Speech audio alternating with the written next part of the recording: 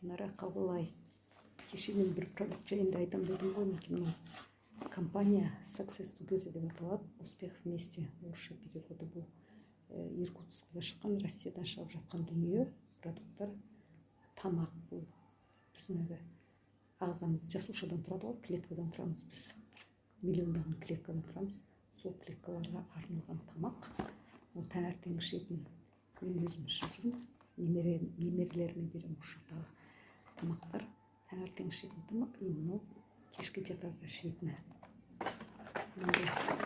Мынандай стекті, бір айдың тамағы ішінде 30 стек бар, мынандай қою, сок. Бұның құрамында 60-қа жуық шөптер, ягоды, овощи, фрукты, жаңағыдай лечебный травалардың бәрінің сығындысынан істелінген нәрсе.